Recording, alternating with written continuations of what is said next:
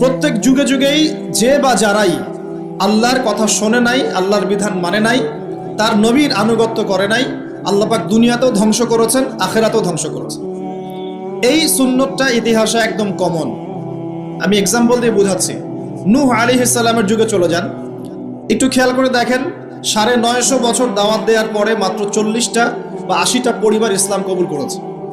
আল্লাহ পাক এই সারা দুনিয়ায় সেই 80টা পরিবারকেই বাঁচিয়ে রাখলেন, নিষ্কৃতি দিলেন, উদ্ধার করলেন, বাকি সবাইকে ডুবিয়ে মেরে দিলেন। আল্লাহর সুন্নত, আল্লাহ পাকের কিছুই পরোয়া নাই। পরোয়া আছে? আচ্ছা, তারও একটু আগে যান, আদম আলাইহিস সালামের 2 ছেলে হাবিল এবং কাবিল, মনে আছে? কাবিলের কুরবানি কবুল হয় না, হাবিলেরটা কবুল হয়। তো এখানে হিংসা, এখানে কি হিংসা, পরশ্রী কাতরতা। তারটা কেন কবুল হয়, আমারটা কেন হয় না? এই হিংসার বশবর্তী হয়ে এক পর্যায়ে কাবিল হাবিলকে হত্যাই করে ফেলল, এবং সেই হত্যাকাণ্ডের সাক্ষী ছিল একটা পাখি, তার নাম কি? কাক। কাক, হ্যাঁ, কাক সাক্ষী যে আদম আলাইহিস সালাম এর 2 সন্তান, এক সন্তানকে হত্যা করার পর আরেক সন্তান মাথায় হাত দিয়ে বসে আছে। কিভাবে তার ভাইকে দাফন করবে এই জ্ঞান তার কাছে নাই। আল্লাহ পাক কাককে পাঠালেন, সে মাটি খুঁড়ে দেখালো কিভাবে দাফন করতে হয়। তার মানে শিক্ষা আমাদের চারপাশেই আছে। শিক্ষা গ্রহণ করার জন্য সবসময় টেক্সট বুকের প্রয়োজন হয় না। শিক্ষা গ্রহণ করার জন্য সবসময় টেক্সট বুকের প্রয়োজন হয় না। এই ডারউইনের মতবাদের প্রয়োজন হয় না। শিক্ষা গ্রহণ করার জন্যে একটু দূরদর্শিতাই যথেষ্ট। বহু মানুষ এই পৃথিবীতে বেঁচে আছেন যাদের অক্ষর জ্ঞান নাই, লিটারাল জ্ঞান নাই, কিন্তু তারা অনেক বেশি অভিজ্ঞতা সম্পন্ন আছেন না? আচ্ছা, এমনকি আমাদের প্রিয় নবী মুহাম্মদ রাসূলুল্লাহ সাল্লাল্লাহু আলাইহি ওয়াসাল্লাম কিন্তু এই আক্ষরিক জ্ঞান, আলিফ বা তা সা এগুলো লিখতে পড়তে জানতেন না। এটা কি আপনারা জানেন? আল্লাহ পাক তাকেই শেষ নবী করেছেন, এবং আমরা তাকে বলি তিনি উম্মি। উম্মি মানে হচ্ছে অক্ষর জ্ঞানহীন। কিন্তু এই পৃথিবীর সবচাইতে জ্ঞানী মানুষ, ইতিহাসের শুরু থেকে শেষ পর্যন্ত সবচাইতে জ্ঞানী মানুষ হচ্ছেন মুহাম্মদ রাসূলুল্লাহ সাল্লাল্লাহু আলাইহি ওয়াসাল্লাম। অক্ষর জ্ঞানী সবকিছু নয়। সিগনেচার করতে পারলেই এই আপনার একটা জাতি জ্ঞানী হয় না। সাক্ষরতার হার বাড়লেই একটা জাতি জ্ঞানী হয় না। একটা জাতি জ্ঞানী হয় তখন যখন তার ভিতরে আধ্যাত্মিক পরিবর্তন আসে, যখন তার ভিতরে মানবিক গুণগুলো ইনস্টল হয়, যখন সে মানবতার কল্যাণে কাজ করতে পারে, যখন সে খারাপ পথে যায় না, ন্যায়ের পথে থাকে, অন্যায়ের পথে যায় না, তখন সে ভালো হয়। অক্ষর জ্ঞান সবকিছু নয়। আর আমরা এখন পাশের হারটাকে বেশি ফোকাস করি। কত পার্সেন্ট পাশের হার, কত পার্সেন্ট শিক্ষিত, এটা বড় কথা নয়, কত পার্সেন্ট পাশের হার। পাশের হার সবকিছু নয়। একটা দেশ আছে এখনো পৃথিবীতে, তার নাম ভুটান। কি নাম? বলা হয় যে পৃথিবীর সবচেয়ে সুখী দেশগুলোর মধ্যে একটা হচ্ছে ভুটান। তারা কিরকম জানেন? কৃষিকাজ করে, হ্যাঁ, কৃষিকাজ করে, দিন আনে দিন খায়, চাষাবাদ করে, ফসল ফলায়, যে ফসল খাওয়া দাওয়া করার পরে যেটা বেঁচে যায় সেটা এক্সপোর্ট করে। কেউ কারোর সাথে হানাহানিতে যায় না, হ্যাঁ, ছোট ছোট ছোট পরিবারে বিভক্ত, গোত্রীয়, সেখানে গোত্রীয় বিভাগ আছে, কিছু পলিটিশিয়ানরাও আছেন, কিন্তু কারোর সাথে কোনো হানাহানি কাটাকাটি এইসবে নাই তারা। পৃথিবীর সবচেয়ে সুখী দেশগুলোর তালিকায় ভুটানকে বলা হয় একটা দেশ। তো শিক্ষা নিলেন কাবিল কার কাছ থেকে? কাকের কাছ থেকে। এখানে একটা হাদিস মনে পড়ে যায়, শেয়ার করি। নবী সাল্লাল্লাহু আলাইহি ওয়াসাল্লাম বলেছেন, এই পৃথিবীতে প্রথম হত্যাকাণ্ড সংগঠিত করেছিল কাবিল। এই জন্যই এই পৃথিবীতে যত মানুষকে অন্যায়ভাবে হত্যা করা হবে, বিনা কারণে অন্যায়ভাবে হত্যা করা হবে, এই সমস্ত খুনের যে পাপ, এই পাপের একটা অংশ কাবিলের আমল নামায় যুক্ত করা হবে। বলি নাউজুবিল্লাহ। সদকায়ে জারিয়া যেমন আছে, আরেকটা টার্ম আছে, সেটা হলো গোনাহে জারিয়া। এটা কি? একটা মাদক দ্রব্যের বার খুলেছেন, আপনি মারা যাওয়ার পরেও যদি মানুষ মাদক খেতে থাকে, কবরে শুয়ে শুয়ে গোনা পাবেন ইনশাআল্লাহ।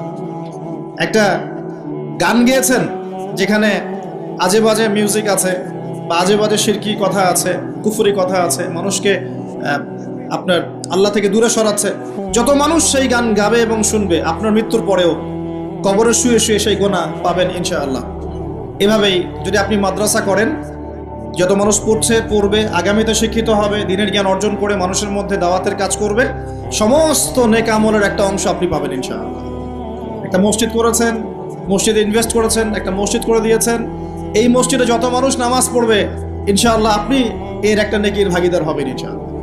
আপনি একটা বই লিখেছেন অথেন্টিক, সুন্দর, এই বই যত মানুষ পড়ে উপকৃত হবে, আপনি কবরে শুয়ে শুয়ে নাকি পাবেন ইনশাআল্লাহ। ভালো কিছু বলেছেন, ভালো লেকচার দিয়েছেন, যত মানুষ শুনবে, আমল করবে, জীবন পরিবর্তন করবে, ইনশাআল্লাহ আপনি কবরে শুয়ে শুয়ে নাকি পাবেন ইনশাআল্লাহ তাআলা। এটা সবচেয়ে সেরা ইনভেস্ট, সবচেয়ে সেরা ব্যবসা। আল্লাহ পাক আমাদেরকে এই ধরনের ব্যবসা বেশি বেশি করার তৌফিক দান করুন।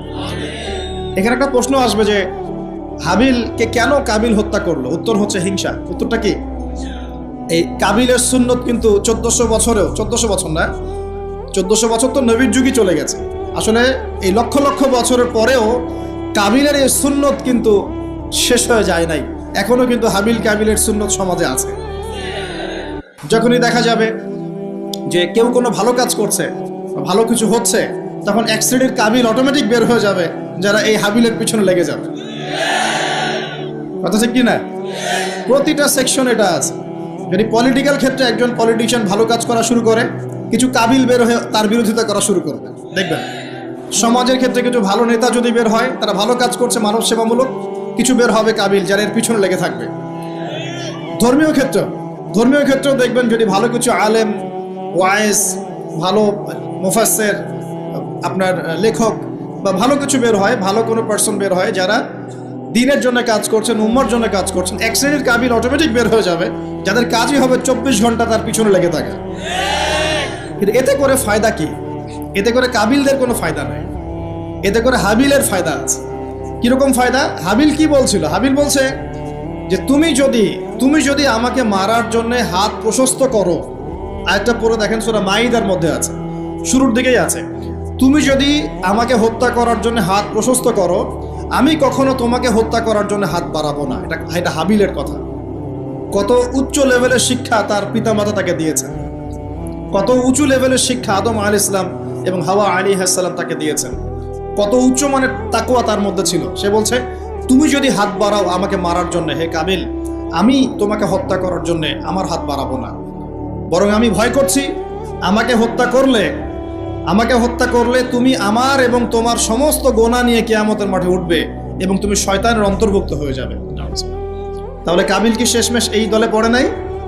এই দলেই পড়েছে। আল্লাহ পাক আমাদের সবাইকে হাবিল হওয়ার তৌফিক দান করুন, আর দৃশ্য অদৃশ্যের কাবিলদের থেকে আল্লাহ পাক হেফাজত করুন বলে আমি।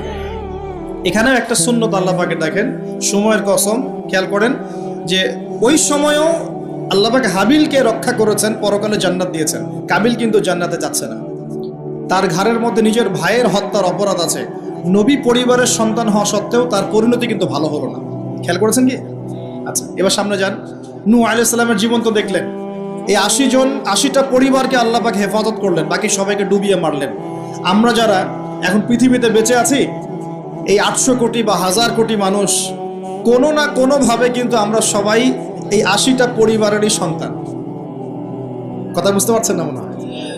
এই যে বিশ্ব ভ্রাতৃত্বের কথা বলি না আমরা, এই বিশ্ব ভ্রাতৃত্বের কথা তো পশ্চিমারা বলে মানুষকে দেখানোর জন্য, কথার কথা বলে। সত্যিকারের বিশ্ব ভ্রাতৃত্ব শিখতে হলে কোরআন পড়তে হবে। সত্যিকারের বিশ্ব ভ্রাতৃত্ব শিখতে হলে কোরআন পড়তে হবে। কোরআন বলছে এই যে পরিবারগুলোকে আল্লাহ পাক বাঁচিয়েছেন, জুদি উপত্যকায় এই নৌকা গিয়ে ঠেকেছে, ওই নৌকায় যারা ছিলেন তাদেরকে দিয়ে পরবর্তীতে পৃথিবী আবাদ করা হয়েছে। নূহ আলাইহিস সালামের 4 সন্তান ছিলেন। কয় সন্তান? একজন হচ্ছে শাম। কি নাম? শাম। এই শাম এর বংশধর হচ্ছে এই যে মিডল ইস্টের মানুষরা, মধ্যপ্রাচ্যের যে মানুষরা আছে, এরা শামের বংশধর। এক ছেলের নাম হাম। হাম ছিল কালো বর্ণের, মানে ব্ল্যাক স্কিন। এই হামের বংশধর হচ্ছে আফ্রিকান কন্টিনেন্টে যে মানুষগুলো আছে, আফ্রিকান কন্টিনেন্ট, এই যে কালো কালো মানুষগুলো, তারা কিন্তু হামের বংশধর। একজন হচ্ছে ইয়াফাস। ইয়াফাস হচ্ছে ওই ইউরোপিয়ান যারা, এরা হচ্ছে ইয়াফাসের বংশধর, সাদা চামড়া। আরেকজন সন্তান ছিল, তার নাম সম্ভবত কেনান। এই সন্তান নৌকায় ওঠে নাই। সে বলেছিল, তার বাবা তাকে ডাকছিল, নৌকায় আসো, আল্লাহর আযাব থেকে আজকে কেউ বাঁচাতে পারবে না। সে বলছে যে আমি পাহাড়ে উঠে যাব, পাহাড় আমাকে সেভ করবে। নবী পরিবারের সন্তান হওয়ার পরেও এই কেনান পানিতে ডুবে মারা গেল। আল্লাহ পাক তাকে বললেন, হে নূহ, লাইসা মিন আহলিক, সে তোমার পরিবারের কেউ না। নূহ আলাইহিস সালাম বলছেন, আল্লাহ, সে আমার সন্তান, তাকে মাফ করে দাও। আর আল্লাহ পাক বলছেন, লাইসা মিন আহলিক, সে তোমার পরিবারের কেউ না। মানে আল্লাহর হুকুম আহকাম না মেনে চললে নবী পরিবারের সন্তান হয়েও কেউ আল্লাহর গজব থেকে বাঁচতে পারবে না। আর আমরা তো কিছুই না, আমরা কিছু। তা আমাদের অহংকার শোভা পায়, আমি অমুক আলেমের সন্তান, অমুক মুহাদ্দিসের সন্তান, অমুক বক্তার সন্তান, হ্যাঁ, অমুক পলিটিশিয়ানের সন্তান, অমুক রাষ্ট্রনেতার সন্তান, এইসব জাতি, বর্ণ, গোত্র এগুলো আল্লাহর আযাব থেকে বাঁচাতে পারবে না যদি কোরআন সুন্নাহ ফলো না করে চলে। এটা মূল কথা। আরো সামনে যান। এবার ইব্রাহিম আলাইহিস সালামের যুগটা আপনাকে দেখাই, ওই যুগের সময়টা দেখেন, বলে আসরি। ওইখানে আল্লাহ রাব্বুল আলামিন ইব্রাহিম আলাইহিস সালাম এবং তার অল্প সংখ্যক অনুসারীকে উদ্ধার করেছেন, বাঁচিয়েছেন। নমরুদের এই বিশাল রাজত্ব আল্লাহ পাক ধসিয়ে দিয়েছেন কি দেন নাই? আল্লাহর সুন্নত পরিবর্তন হয়েছে? হয়। আল্লাহ পাক ইব্রাহিম আলাইহিস সালামকে আগুনের পরীক্ষা থেকেও বাঁচিয়েছেন, আর নমরুদকে সামান্য মশা দিয়ে মেরে ফেলেছেন। আল্লাহর সুন্নত কোনো পরিবর্তন হয়নি। নবী মূসা আলাইহিস সালামের যুগে যান, ফেরাউনের বিশাল বাহিনী, এখনকার এই রাশিয়ান বা ন্যাটো বা ইউরোপিয়ান কন্টিনেন্টে যত আছে, এই সবগুলোকে একত্রিত করলেও মনে হয় ফেরাউনের বাহিনীর মতো হবে না। এই পুরো বাহিনীটাকে মনে হয় 1 ঘন্টার মধ্যেই আল্লাহ পাক লোহিত সাগরে ডুবিয়ে মেরে দিলেন, একদিনের মধ্যেই। আল্লাহ পাকের কোনো পরোয়া নাই। আর বনু ইসরাইল আর মূসা আলাইহিস সালামকে আল্লাহ পাক উদ্ধার করলেন। আল্লাহ পাকের সুন্নত এটাই, যুগে যুগে, বলে আসরি, একই সুন্নত। আজ জাতির কথা দেখেন, বিশাল আকার দেহের মানুষ ছিল, একদম তাল গাছের সমান সমান লম্বা। তার একটা কথা বলতো, মান আশাদ্দু মিন্না কুওয়া, আমাদের যে শক্তিশালী কে আছে, তারা বলতো এই কথা। আল্লাহ পাক ওদেরকে 6 দিন 7 রাতের মধ্যেই এই বাতাসের তীব্র বেগে উপড়িয়ে দিলেন, খেজুর গাছের কাণ্ডের মতো ঘরের সামনে পড়ে থাকলো। কেউ বাঁচাতে পারলো না। বাঁচাতে পারলো? পরের জেনারেশন আসলো সামুদ জাতি, তাদের নবীর নাম কি? সালেহ আলাইহিস সালাম। সালেহ আলাইহিস সালাম দাওয়াত দিলেন, তারা দাওয়াত কবুল করলো না। আল্লাহ পাক সালেহ আলাইহিস সালাম এবং তার সাথীদেরকে বাঁচালেন। সামুদ জাতিকে বজ্রপাত, বিদ্যুৎ চমকায় না, বিদ্যুৎ, এই বিদ্যুৎ দিয়ে পুরো সামুদ জাতিকে আল্লাহ পাক ধ্বংস করলেন। কিভাবে ধ্বংস করলেন জানেন? একবার খালি একটা শব্দ হয়েছে, বিকট এক শব্দেই শেষ। একটা বিকট শব্দ, ব্যাস এক শব্দে সবার জান চলে গেছে, জান কবজ হয়ে গেছে এক শব্দের মধ্যে। সামুদ জাতি শেষ। একটা জাতির নাম ছিল মাদিয়ান, কওমে মাদিয়ান। এই জাতির নবী ছিলেন শুআইব আলাইহিস সালাম। এই জাতির পাপ ছিল, তারা মাপে কম দিত। কি করত? আজকে যারা ব্যবসা করে মাপে কম দেন, সতর্ক হয়ে যাবেন। একটা জাতির উপর দুর্ভিক্ষ নেমে আসে তখন, যখন ওই জাতি মাপে কম দেয়। আমাদের সমাজে প্রচুর ব্যবসায়ী আছেন যারা মাপে কম দেন, ভেজাল খাওয়ান, একদিনের খাবার আরেক দিন খাওয়ান, মিথ্যা কসম করে পণ্য বিক্রি করেন এবং মানুষকে বিষ খাওয়াতেও দ্বিধাবোধ করেন না, সামান্য কয়টা টাকার জন্য। সামান্য কয়টা টাকার জন্য। কয়দিন আগে দেখলেন না, এই যে বিরিয়ানি একটা রেড করলেন, দেখেন নাই? ওই যে 2 গ্লাস খাওয়াচ্ছে, খান, আপনারা খান, ওরা খাবে না, ওরা খাচ্ছে না। এরকম ব্যবসায়ীর সংখ্যা কি কম না বেশি? সবখানেই প্রতারণা। আমি এদিকে আসছি পরে ইনশাআল্লাহ। মানে শেষ জামানার সবচেয়ে বড় সমস্যাগুলোর মধ্যে একটা হচ্ছে বিশ্বাসহীনতা, প্রতারণা। এই জামানায় আমানত উঠে যাবে। কি উঠে যাবে? আমানত উঠে যাবে। আমানতদার ব্যক্তি খুঁজে পাওয়া যাবে না। নবীজি বলছেন ফোসকার মতো মনে হবে, ফোসকার মতো। গায়ে ফোসকা পড়লে যেমন 2-1টা দাগ থেকে যায়, এরকম আমানতদার ব্যক্তি রেয়ার খুঁজে পাওয়া যাবে। মানুষ বলবে অমুক গ্রামে একটা আমানতদার ব্যক্তি আছে, এত রেয়ার হয়ে যাবে। সবখানে প্রতারণা। ঢাকার মতো শহরে যারা আমরা থাকি, মানুষের চোখে মুখে গেলে অবিশ্বাস, খালি অবিশ্বাস, কেউ কাউকে বিশ্বাস করতে পারে না। কেউ যদি একটা ভিক্ষুক যদি এসে গ্লাসের মধ্যে নক করে বলে যে আমাকে 2টা টাকা দেন, আমি ভাত খাইনি 3 দিন, বিশ্বাস করতে কষ্ট হয় যে সত্যি সত্যি নিচ্ছে না মিথ্যা মিথ্যা নিচ্ছে। এত অবিশ্বাস এখন। তারপরে ভিক্ষারও সিস্টেম, বলে যে আমাকে একটা কম্বল কিনে দেন, বড় বড় ফিগার চাচ্ছে, বড় ফিগার, আমি শাড়ি কিনবো, আমি লুঙ্গি কিনবো। আর সবার কাছে এই কথা বলে বলে সে টাকা উঠাচ্ছে। পরে গিয়ে দেখেন ওই টাকার একটা অংশ সে মাশাআল্লাহ নষ্ট করে ফেলছে, আর একটা অংশ দিয়ে কি করছে জানেন? শুনলে অবাক হয়ে যাবেন। একটা কোলের বাচ্চাকে নিয়ে ভিক্ষা করছে। কোলের বাচ্চাটা সে হায়ার করে আনছে একজনের কাছে, ভাড়া নিয়ে আসছে। সেটা তার বাচ্চা না, অন্য কারো বাচ্চা ভাড়া নিয়ে আসছে, এবং সেই বাচ্চাটাকে ঘুমের ওষুধ খাইয়ে দেয়। কি খাইয়ে দেয়? ঘুমের ওষুধ খাইয়ে দেয়। ফিডারের সাথে অন্য কিছুর সাথে ঘুমের ওষুধ খাইয়ে দেয়। বাচ্চা ঘুমায়, আর বাচ্চাকে ফেলে রেখে সে বলে যে বাচ্চা অসুস্থ, চিকিৎসার জন্য টাকা দেন, চিকিৎসার জন্য টাকা দেন। মানুষ টাকা দিয়ে যায়, কেউ দেয় কেউ দেয় না, দিয়ে যায়। এই যে একটা টাকা হয় সারাদিন শেষে, বাচ্চা ঘুমিয়ে আছে, বাচ্চা ঘুমের ওষুধ খাওয়া। তারপরে এই বাচ্চাটার ওসিলায় যে টাকাগুলো সে আর্ন করলো হারাম পথে, এর একটা অংশ সে এই বাচ্চার আসল পিতামাতাকে দিবে, দিয়ে বাকি অংশ সে সিন্ডিকেট করে খেয়ে ফেলবে। এটাও হয় ঢাকা শহরে। তাহলে এই যুগে আপনি কাকে বিশ্বাস করবেন? কিভাবে বিশ্বাস করবেন? কিভাবে বিশ্বাস করবে? এটা অবিশ্বাসের যুগ চলছে। জনগণ সরকারকে বিশ্বাস করতে পারে না, সরকার জনগণকে বিশ্বাস করতে পারে না। সমাজ নেতা জনগণকে বিশ্বাস করতে পারে না, জনগণ সমাজ নেতাকে বিশ্বাস করতে পারে না। একজন ইমাম সাহেবকে মুসল্লি বিশ্বাস করতে পারে না, মুসল্লিকে ইমাম সাহেব বিশ্বাস করতে পারে না। কোনো কোনো ক্ষেত্রে একটা ওয়াজ মাহফিল হচ্ছে, ওয়াজ মাহফিলের আয়োজক কমিটিকে বক্তা বিশ্বাস করতে পারে না, বক্তাকে ওয়াজ মাহফিলের কমিটি বিশ্বাস করতে পারে। এমনও হয়েছে, ওয়াজ করে চলে গেছি, এমনও হয়েছে যে ওই যে খামের ভিতরে সব পাত্তি, কিছুই নাই। তো এরকমও যে হইতে পারে সেটা তো কল্পনা ছিল না।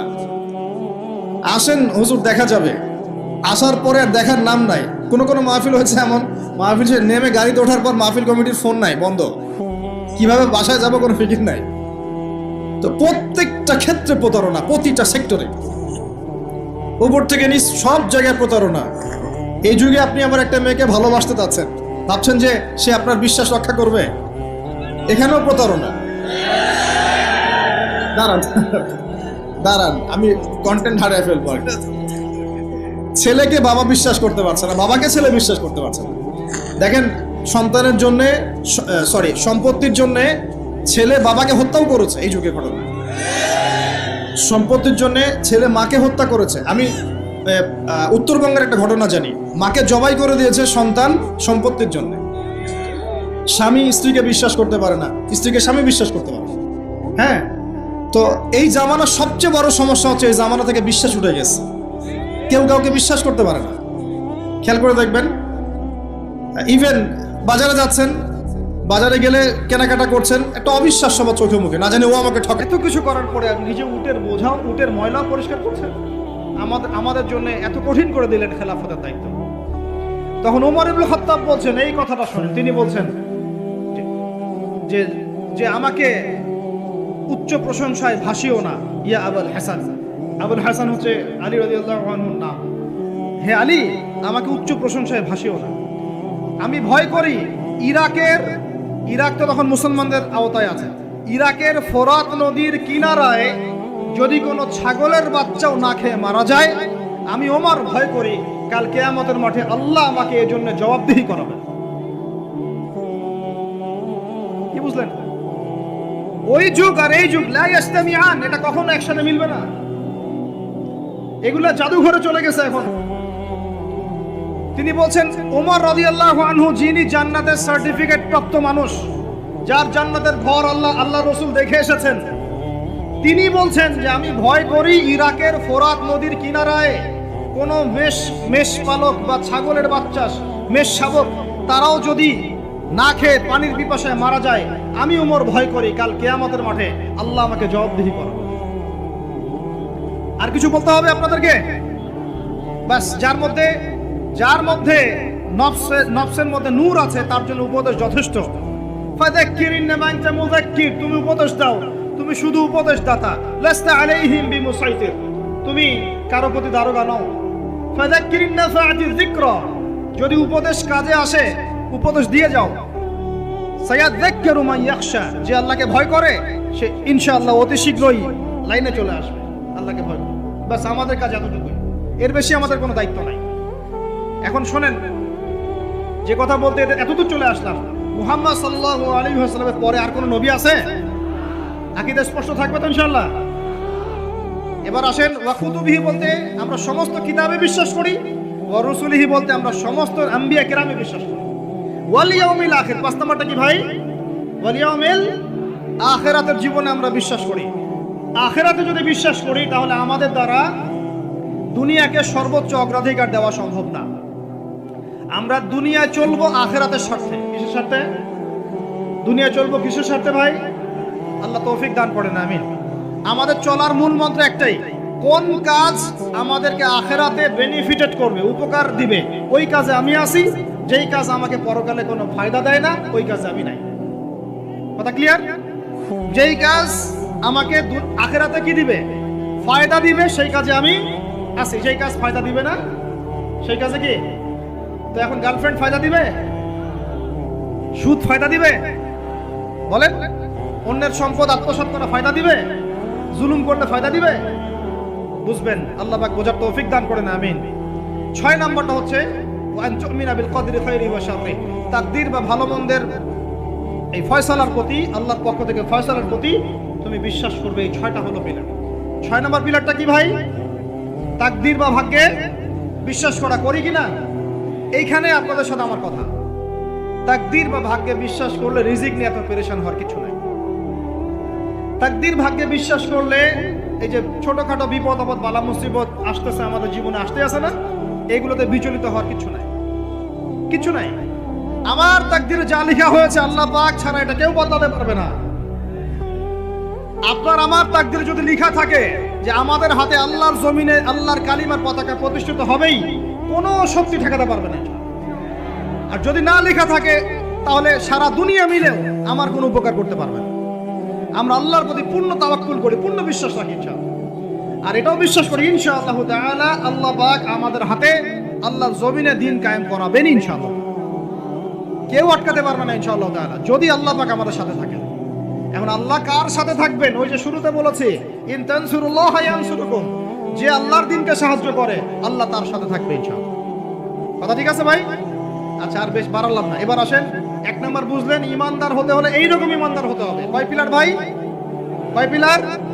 1 নম্বর বলেন আল্লাহ বিশ্বাস, 2 নম্বর ফেরেশতায় বিশ্বাস, 3 নম্বর হ্যাঁ আসমানি কিতাব সমূহ, 4 নম্বর নবী রাসূলগণ, 5 নম্বর পরকাল, 6 নম্বর মুখস্থ থাকবে ইনশাআল্লাহ। এই 6টা পিলারকে 3টা কাজ করবেন। কয়টা কাজ? 1, তাসদীক বিল জিনান, এই যে কলব হৃদয় আছে, হৃদয় থেকে বিশ্বাস করা। বিশ্বাস করি আমরা, হৃদয় থেকে বিশ্বাস করি তো ইনশাআল্লাহ। ওয়াল ইকরার বিল লিসান, মুখে স্বীকৃতি দিবেন। মুখে কি দিবেন?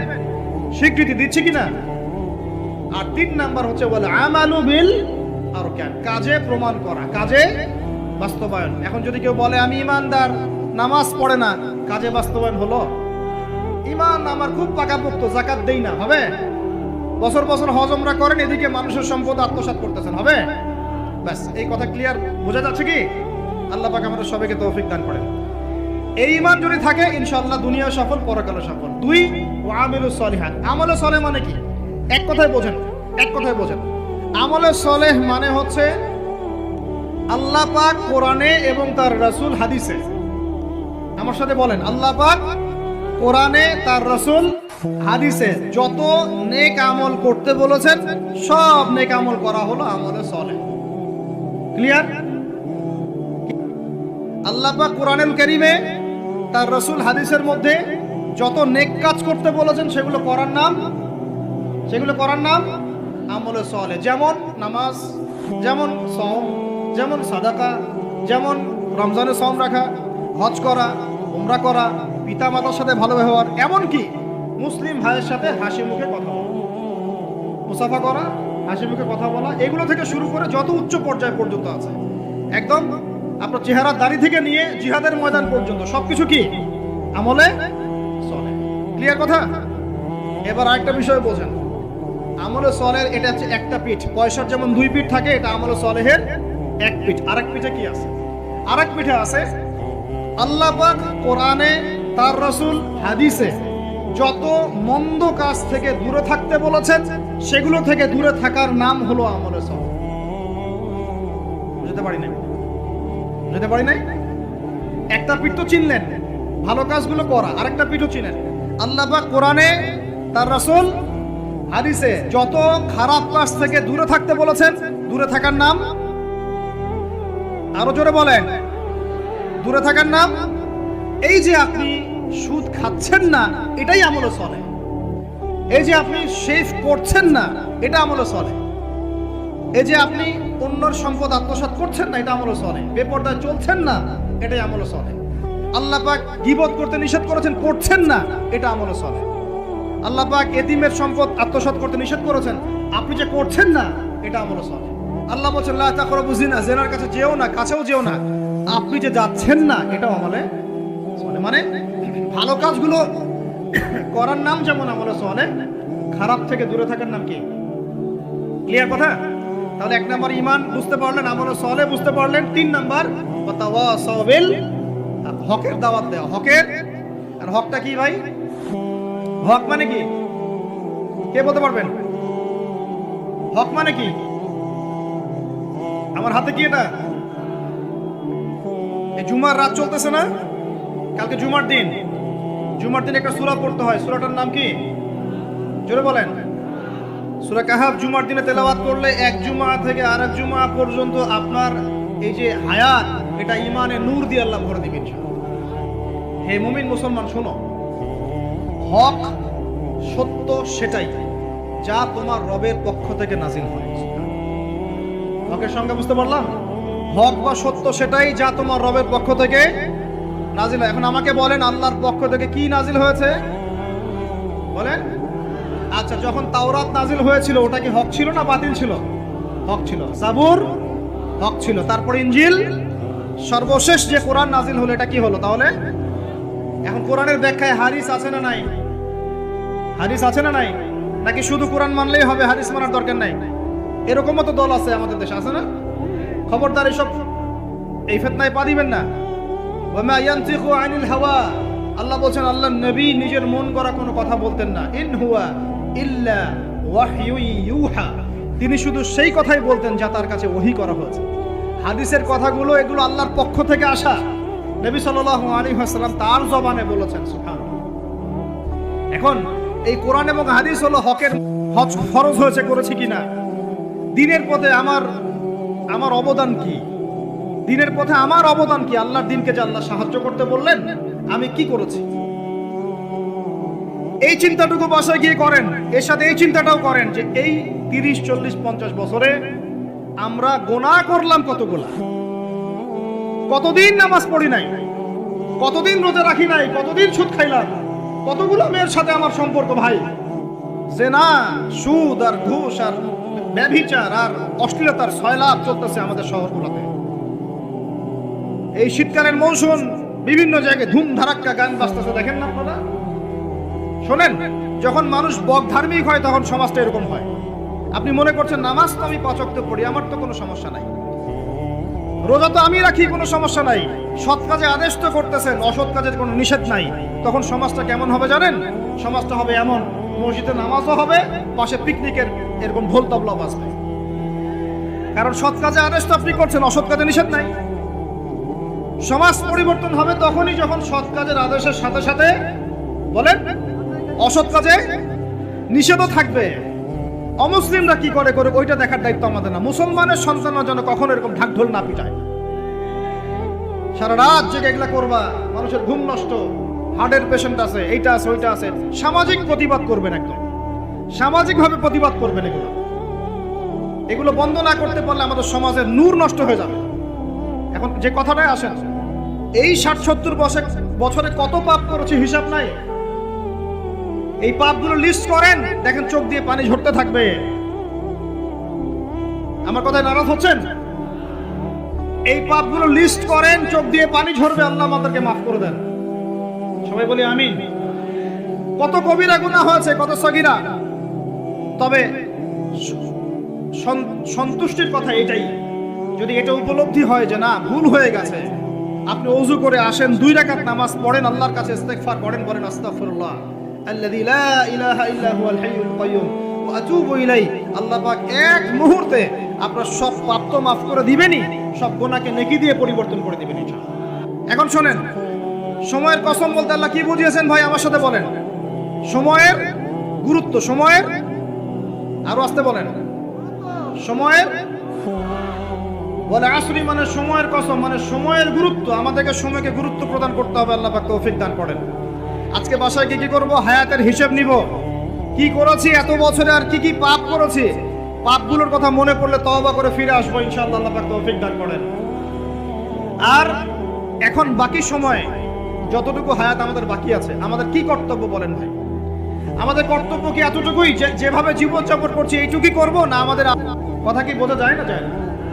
আমাদের কর্তব্য কি বলেন? 1 নাম্বার, আমরা নিজেরা আগে আল্লাহ পাকের কোরআন এবং নবীর সুন্নতের উপর আমল করবো ইনশাআল্লাহ। রাজি আছি?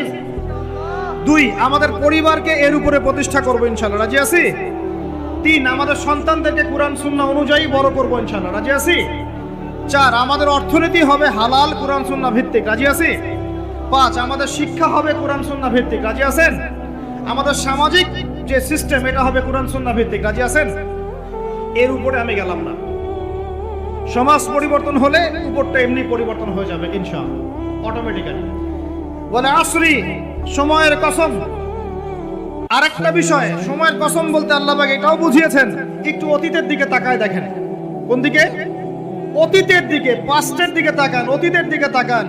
যুগ যুগ ধরে একটা সুন্নতের দিকে আপনি তাকান, যে পৃথিবীর শুরু থেকে কিয়ামত পর্যন্ত আল্লাহ পাকের একটা সুন্নত আছে। আল্লাহর সুন্নত কি? আল্লাহর সুন্নত এটা, প্রত্যেক যুগে যুগে যে বা যারাই আল্লাহর বিধান মেনে চলেছে, আল্লাহ পাক তাদেরকে দুনিয়াতেও সমৃদ্ধি দিয়েছেন, পরকালেও জান্নাত দিয়েছেন। সুবহানাল্লাহ। আর দুনিয়াতে প্রত্যেক যুগে যুগে যে বা যারাই আল্লাহর বিধান মানে নাই, রাসূলের বিধান মানে নাই, আল্লাহ দুনিয়াতে লাঞ্ছিত করেছেন, পরকালে জাহান্নাম দিয়েছেন। বলেন নাউজুবিল্লাহ। আমার কথা বুঝতে পারলেন ভাই?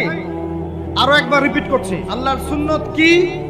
আল্লাহর সুন্নত হচ্ছে প্রত্যেক যুগে যুগে যে বা যারাই আল্লাহ এবং তার রাসূলের বিধান মেনে চলেছে, আল্লাহ দুনিয়াতেও সুখী করেছেন, পরকালেও জান্নাত দিয়েছেন। প্রত্যেক যুগে যুগে যে বা যারাই দুনিয়াতে আল্লাহ এবং তার রাসূলের বিধান মেনে চলে নাই, দুনিয়াতেও লাঞ্ছনা, পরকালেও বলেন লাঞ্ছনা। এখন একটা এক্সাম্পল দেই। নূহ আলাইহিস সালামের যুগ দেখেন, যারা আল্লাহর বিধান মেনেছে আল্লাহ নাজাত দিয়েছেন, মানে নাই ডুবিয়ে মেরেছেন। ঠিক আছে কথা? মূসার যুগ দেখেন আলাইহিস সালাম, আল্লাহর বিধান মেনেছে, বনু ইসরাইলকে নাজাত দিয়েছেন, মানে নাই ফেরাউনকে ডুবায় মেরেছেন। দেখেন আপনি শুআয়বের কওমকে দেখেন, শুআয়ব আলাইহিস সালামের কওম, কওমে মাদিয়ান, আল্লাহর বিধান মেনেছে, যারা আল্লাহ পাক নাজাত দিয়েছেন, মানে নাই ভূমিকম্প দিয়ে ধ্বংস করেছে। কওমে লূত, কিছু মানুষ বিধান মেনেছে, আল্লাহ নাজাত দিয়েছেন, মানে নাই, আল্লাহ রাব্বুল আলামিন লূত আলাইহিস সালামের কওমকে একদম আসমানে উঠিয়ে পাথর নিক্ষেপ করে থেতলা করে আবার উল্টা দিকে দাফন করে দিয়েছে। নাউজুবিল্লাহ। এদের পাপ ছিল, এটা সমকামী ছিল, সমকামী, যে সমকামিতা এখন ছড়িয়ে পড়ছে আপনাদের মধ্যে। নাউজুবিল্লাহ। আল্লাহ পাক আমাদেরকে হেফাজত করে। একই ভাবে নবী সাল্লাল্লাহু আলাইহি ওয়াসাল্লামের যুগ তাকান, এই যে আবু জেহেল, আবু লাহাব, উতবা, শাইবা, রাবিআ, এরা আল্লাহর বিধান মানে নাই, আল্লাহ ধ্বংস করেছে। আবু বকর, ওমর, ওসমান, আলী রাদিয়াল্লাহু আনহু আজমাইন, তারা মেনেছেন, আল্লাহ দুনিয়াতে সমৃদ্ধি দিয়েছেন, পরকালে জান্নাত। বুঝাতে পারলাম কি ভাই? বলে আসরি মানে কি বুঝাতে পারলাম? আল্লাহ পাক এই সময়ের কসম করে বলছেন, হে মানুষ শোনো, ইন্নাল ইনসানা লাফি খুসর, সমস্ত মানুষই ক্ষতির মধ্যে আছে। বলেন নাউজুবিল্লাহ। এখানে আল্লাহ পাক একদম আম ভাবে সবাইকে বলছেন, সবাই ক্ষতির মধ্যে আছে। মানুষের ক্ষতি কয় প্রকার? আমার সাথে বলেন, মানুষের ক্ষতি দুই প্রকার। কয় প্রকার? মানুষের ক্ষতি কয় প্রকার? এক, ইহকালীন ক্ষতি, দুই, পরকালীন ক্ষতি। এক, ইহকালীন ক্ষতি, দুই, পরকালীন ক্ষতি। ইহকালীন ক্ষতি কি? সূরাতুল রুমের এই আয়াতটা আল্লাহ পাক বলছেন, বা'দা আউযু বিল্লাহি মিনাশ শাইতানির রাজীম, যাহারাল ফাসাদু ফিল বাররি ওয়াল বাহরি বিমা কাসাবাত আইদিন নাস। আল্লাহ পাক বলছেন, জলে, জলে মানে পানিতে, এবং স্থলে মানে এই যে জমিনে, জলে এবং স্থলে যত বিপর্যয়, অরাজকতা, এই যে আপনারা দেখছেন ফাসাদ, ফিতনা যে ছড়িয়ে পড়ছে, এগুলো মানুষের হাতের কামাই, মানুষের হাতের কামাই। বনভূমি উজাড় করেছে কে? জিন না মানুষ? বলেন। এই পরিবেশ নষ্ট করেছে কে? জিন না মানুষ? বলেন। খাবারে ভেজাল দিয়েছে কে? জিন না মানুষ? অর্থনীতির মধ্যে সুদকে ঢুকিয়েছে, জিন না মানুষ? এই বেহাত, বেপরদামি, জেনা, মাদক কে ছড়িয়েছে? জিন না মানুষ? নামাজ কালাম ছেড়ে দিয়ে পাবজি, ফ্রি ফায়ার নিয়ে কে পড়ে আছে? জিন না মানুষ? বলেন, জিন না মানুষ? আল্লাহর বিধান বাদ দিয়ে শয়তানের বিধান চালু করেছে কে? জিন না মানুষ? যাহারাল ফাসাদু ফিল বাররি ওয়াল বাহরি বিমা কাসাবাত আইদিন নাস, জলে স্থলে যত বিপর্যয়, অরাজকতা, সমস্যা, এগুলো মানুষের হাতের কামাই। বলি নাউজুবিল্লাহ। আমরা যা করব তাই পাবো। আমরা যা করব তাই, মাদক খাচ্ছেন আপনি, আপনাকে ফল ভোগ করতে হবে। সুদ খাচ্ছেন আপনি, আপনাকেই ফল ভোগ করতে হবে। এই বেহার মতো মেয়েরা চলছে, ওকেই দেখবেন ফল ভোগ করতে হবে। মেয়ের সাথে হারাম সম্পর্ক করছেন, আপনাকে ফল ভোগ করতে হবে। যে যে পাপ করবে তাকে তার ফল ভোগ করতেই হবে। আল্লাহ পাক আমাদেরকে হেফাজত করেন, মাফ করেন। আমি তাহলে মানুষের একটা ক্ষতি পেলাম, ইহকালীন ক্ষতি। কি ক্ষতি ভাই? আর দুই নাম্বার হচ্ছে পরকালীন ক্ষতি। পরকালীন ক্ষতি কেমন? এবার বোঝেন। এই যে আমরা নিশ্চিন্তে ঘুমাই, সারা জীবন 30-40-50 বছর নিশ্চিন্তে কাটাচ্ছি, কোনো ফিকির নাই, নিজের পরিবারের, সমাজের, রাষ্ট্রের, উম্মার কোনো ফিকির নাই, অথচ এই মানুষের সামনে অপেক্ষা করছে মৃত্যু। জি, আজকে থেকে 100 বছর পরে আমাদের মধ্যে কেউ থাকবে না পৃথিবীতে, এটাই সত্য। তারপরে আছে কবরের সওয়াল জবাব, তারপরে মিজান, এই পুলসিরাত, পুনরুত্থান, জান্নাত, জাহান্নাম, এগুলো আমাদের সামনে অপেক্ষা করছে। আর সেই মানুষ নিশ্চিন্তে বসে বসে মেয়ের সাথে টাঙ্কি মারে, সেই মানুষ বাইক নিয়ে একটা মেয়েকে নিয়ে ঘুরছে, সেই মেয়ে একটা ছেলের সাথে চটপটি ফুচকা খায়, সেই লোক আল্লাহর বিধানকে সরাই দিয়ে শয়তানের বিধান চালু করা শুরু করল, সেই ব্যক্তি সুদ খাচ্ছে, সেই ব্যক্তি ট্রান্সজেন্ডার এই মতামত প্রমোট করতেছে, হ্যাঁ, সেই ব্যক্তি শিক্ষার মধ্যে ইসলাম বিদ্বেষী বিষয় ঢুকাই দিল। অথচ এই মানুষের সামনে পরকাল অপেক্ষা করছে। একদম টেনে হিস্ট্রি আল্লাহ পাক সামনে নিয়ে দাঁড় করাবেন, দাঁড় করে জিজ্ঞাসা করবেন। তাহলে আমরা কত অপদার্থ, কত বোকা, আমরা কি বুঝতে পারছি ভাই? একটু বুঝতে পারছেন কি? আল্লাহ পাক সূরা আহজাবে এটাও কিন্তু বলেছেন যে ইন্নাল ইনসানা যালুমান জাহুলা। এর আগে আল্লাহ বলেছেন ওয়ালাকাদ আরাদনাল আমানাতা আলাস সামাওয়াতি ওয়াল আরদি ওয়াল জিবাল, ওয়ালাকাদ আরাদনাল আমানাতা আলাস সামাওয়াতি ওয়াল আরদি ওয়াল জিবাল ফাআবাইনা আন ইয়াহমিলনাহা ওয়া আশফাকনা মিনহা ফাহামালাহা আল ইনসান। সুবহানাল্লাহ। আল্লাহুম্মা লা ইলমা লানা ইল্লা মা আল্লামতানা ইন্নাকা আনতাল আলিমুল হাকীম। আয়াতের অর্থ শুনেন, মানুষ যে জালেম, জাহেল, আমরা যে অপদার্থ, আল্লাহ পাক কি বলছেন শুনুন। আল্লাহ বলছেন ওয়ালাকাদ আরাদনাল আমানাতা আলাস সামাওয়াতি ওয়াল আরদি ওয়াল জিবাল, আমি ইসলামের এই আমানত, শরিয়াত, কোরআন হাদিসের এই যে আমানতটা, এটা আসমান সমূহকে দিতে চেয়েছিলাম, তোমরা কি নিবা? আমি জমিনকে দিতে চেয়েছিলাম, তোমরা নিবা? আমি পাহাড়কে দিতে চেয়েছিলাম, আমানত কি নিবা? ফাআবাইনা, তারা বলেছে না, নিতে পারবো। ওয়াশফাকনা মিনহা, তারা অক্ষমতা প্রদর্শন করেছে। ফাহামালাহা আল ইনসান, মানুষ সেই আমানতটা কাঁধের মধ্যে বহন করেছে। আমরা সেই আমানত কি করেছি ভাই? কাঁধে বহন করেছি। আল্লাহ পাক বলেন ইন্নাল ইনসানা যালুমান জাহুলা, মানুষ কত জালেম, মানুষ কত জাহেল। আমাদের সামনে পরকালীন এই কঠিন জবাবদিহিতা অপেক্ষা করছে। এরপরে আমাদের জীবনযাপন পদ্ধতি দেখলে মনে হয় যে আমাদের মধ্যে আর গরু ছাগলের মতো কোনো পার্থক্য নেই। কেন? গরু ছাগলের কাজ কি? খাবে, ইস্তেঞ্জা করবে আর সহবাস করবে, বাস। আমাদের এখন এই তিনটা কাজ। কি খাবো, আর কোন টাইলস ফিটিং বাসায় পায়খানা করব, আর কতগুলো বাচ্চা পয়দা করতে হবে, বাস, দ্যাটস অল। এর বাইরে আমাদের চিন্তা কোথায়? আচ্ছা, এবার আসেন, সময়ের কসম বুঝতে পারলেন? ইন্নাল ইনসানা লাফি খুসর বুঝতে পারলেন? আচ্ছা, আল্লাহ পাক এবার আমাদেরকে বলছেন, আচ্ছা ঠিক আছে, 4টা গুণ অর্জন করো। কয়টা ভাই?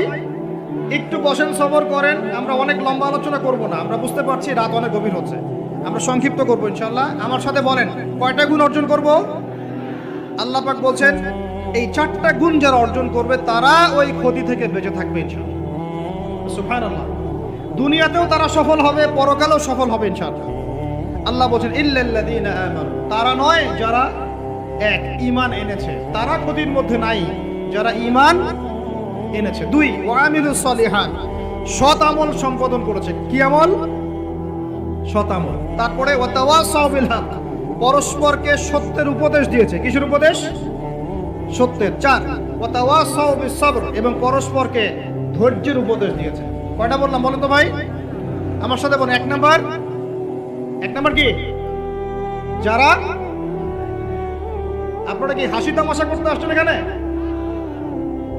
এটা ক্লাসের মতো মনে করেন, এটা একটা ক্লাসের মতো মনে করেন। ট্রেডিশনাল ওয়াজ মাহফিল বাদ দেন, ওই সুর গল্প কেচ্চা কাহিনী বন্ধ করেন, কিছু শিখেন। 4টা গুণাবলী অর্জন করলে ক্ষতি থেকে বাঁচতে পারবো, অন্যথায় কোনো সুযোগ নাই।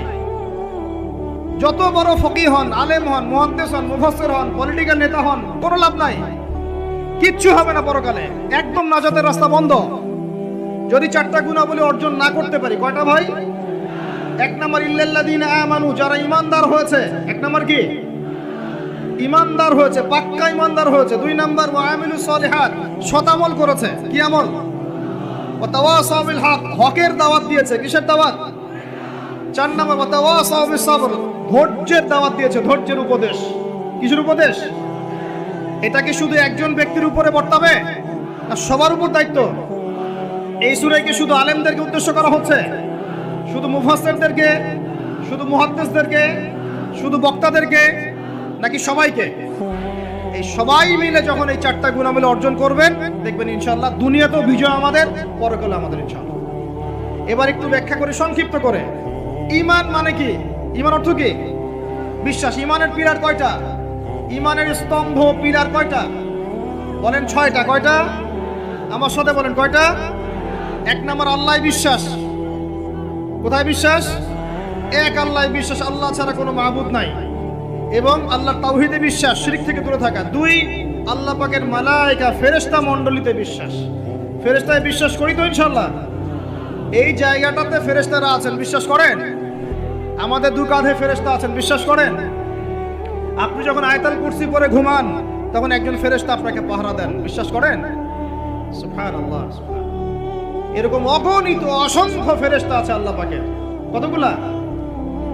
এই আরশে আজিম, এই আমরা বলি আরশে আজিম, একটা জায়গা আছে 7ম আসমানের উপরে, তার নাম হলো বাইতুল মামুর। কি নাম? বাইতুল। ওটা হচ্ছে একটা ফেরেশতাদের তাওয়াফ করার জায়গা। আমরা যেমন কাবা ঘরে তাওয়াফ করি না? করি না? কারা কারা করেছেন হাত তোলেন। মাশাআল্লাহ, মাশাআল্লাহ। আল্লাহ পাক আরো বেশি করার তৌফিক দান করেন, আর যারা করে নাই তাদেরকেও তৌফিক দান করেন। আল্লাহ পাক সবাইকে হজ করার তৌফিক দান করেন। শোনেন, তবে একটা কথা বলে রাখি, ওই হজ উমরা সফরে গিয়ে, প্রসঙ্গ অন্যদিকে চলে যাচ্ছে ওই জন্য বলতে যাচ্ছি না লম্বা করে, হজ উমরা সফরে গিয়ে এই মোবাইল ফোনগুলো নিয়ে যাবেন না। এই বাটন ফোন নিয়ে যাবেন। এই মোবাইল ফোন হজ উমরা সফরও নষ্ট করে ফেলেছে। এই হজ উমরা সফরে আমরা দেখে আসলাম যে মোবাইল ফোনের কারণে মানুষ ইবাদতের যে নূর নষ্ট করে ফেলেছে। ওখানে কি সেলফি, শোডাউন, এইটা ওইটা, আল্লাহ মাফ করেন আমাদের। আর সুবহানাল্লাহ, মানুষ এখন হারাম এলাকাতেও দেখি সিগারেট খায় বসে বসে। হ্যাঁ, হারামের বাইরে, মসজিদ নববীর বাইরে আমি তো দেখেছি এক মহিলাকেও সিগারেট খাইতে। কথা বুঝতে পারছেন? মানুষের সাইকোলজি এমন হয়ে গেছে এখন যে নববী হারাম এগুলোর পাশে বসে মানুষ সিগারেট খাচ্ছে। আপনারা যারা সফরে গিয়েছেন বা যাবেন ভবিষ্যতে, এই ফোন আর এই জিনিসগুলো আপনারা কখনো, খবরদার এগুলো কখনো করতে যাবেন না। সিগারেট তো এমনিতেই খাবেন না, বলছি মোবাইল ফোনও নিয়ে যাবেন না, এই স্মার্টফোনটা নিয়ে যাবেন না। যে ফোনটাতে বাটন কথা বলা যায় এতটুকু নিয়ে যাবেন। যদি নিয়ে যেতেই হয় এটাকে হোটেলে বা কোথাও রেখে আসবেন, ইবাদতের মধ্যে এটা নিয়ে যাবেন। যাই হোক, ওইদিকে যাচ্ছি না, ওইটা অন্য প্রসঙ্গ। যেটা বলতে চাচ্ছিলাম যে আল্লাহ পাকের অগণিত ফেরেশতা আছেন। এই ফেরেশতাদের তাওয়াফের জন্য আল্লাহ পাক একটা ঘর বানিয়েছেন, তার নাম বাইতুল মামুর। কি নাম? এই বাইতুল মামুরে যে ফেরেশতা একবার তাওয়াফ করে, কয়বার ভাই?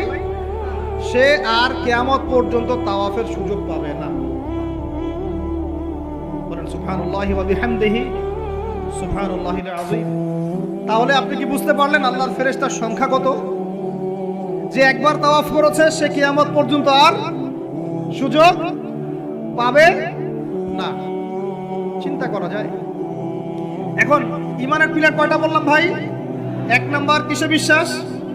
আল্লাহ বিশ্বাস করি তো নাকি? তা আল্লাহ বিশ্বাস করলে যুবকরা এখন আত্মহত্যা করে কেন? বলেন, আল্লাহ বিশ্বাস যদি করেন তাহলে রেজাল্ট খারাপ হলে আত্মহত্যা করেন কেন? আল্লাহ আপনার তাকদীর লিখেন নাই? আল্লাহ বিশ্বাস করলে আপনি চাকরি পাচ্ছেন না, হতাশ কেন? আল্লাহ যদি বিশ্বাস করবেনই তাহলে আপনি মেয়ের পিছনে জীবন নষ্ট করছেন কেন? আল্লাহতে যদি বিশ্বাস থাকেই তাহলে নামাজ নাই কেন? আল্লাহ যদি বিশ্বাস করেনি আলহামদুলিল্লাহ, তাহলে যাকাত দেন না কেন? তাহলে দ্বীনের জন্য কোনো ফিকির নাই কেন? দ্বীনি ইলম অর্জন কেন করেন না? কেন কোরআন তেলাওয়াত করা শেখেন না? কথাগুলো কি কষ্ট পাচ্ছেন? একটু পান, আমি দোয়া করি একটু যেন আপনি কষ্ট পান, এবং এই কষ্টটা যেন আপনাকে আল্লাহর দিকে নিয়ে আসে। এই কষ্টটাই যেন আপনাকে আল্লাহর দিকে নিয়ে আসে। আল্লাহ তৌফিক দান করেন, আমিন।